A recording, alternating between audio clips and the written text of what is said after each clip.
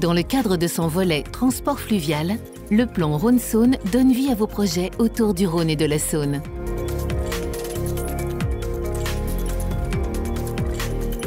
Le rallongement de l'écluse de Couzon-Rochetaillé fait partie du volet transport fluvial du plan Rhône-Saône, avec pour objectif à terme de développer les marchés de la navigation fluviale de fret sur la Saône.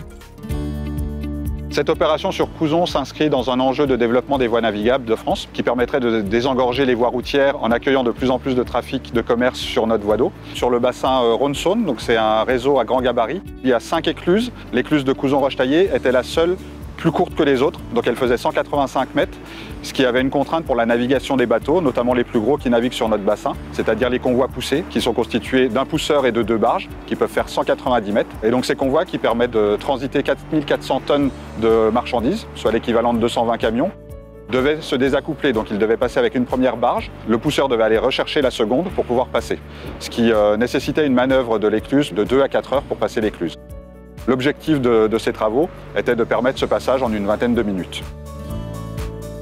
Les travaux menés sur une période de 10 jours seulement en 2016 constituent une véritable prouesse technique.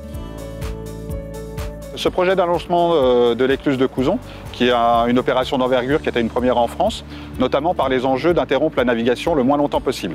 C'est-à-dire qu'on s'inscrivait dans la période de chômage, qui est une période de 10 jours chaque année au mois de mars. Il a fallu trouver un procédé d'allongement de l'écluse qui s'inscrive dans ce timing. Les travaux ont été réalisés d'abord indépendamment du site de l'écluse. Donc on a réalisé un caisson métallique au port Édouard Herriot. Pendant les 10 jours de chômage, on a mis en place l'écluse dans sa position finale, par flottaison. On l'a coulée de manière maîtrisée en fond de rivière et une fois qu'elle était en position finie, on l'a noyée de béton. C'était un béton spécifique qui devait faire prise très rapidement. Cette opération s'inscrit dans le programme majeur d'investissement pour la voie d'eau de 14 millions d'euros, cofinancé à hauteur de 71% par Voies navigables de France, 22% par la région Auvergne-Rhône-Alpes et 7% par l'Union européenne.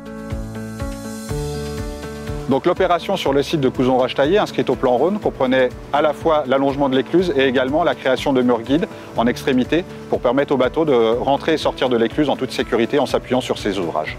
Les travaux réalisés sur le site de Couzon étaient complétés par la réalisation d'un belvédère qui permet d'accueillir le grand public qui peut observer le passage des bateaux dans l'écluse.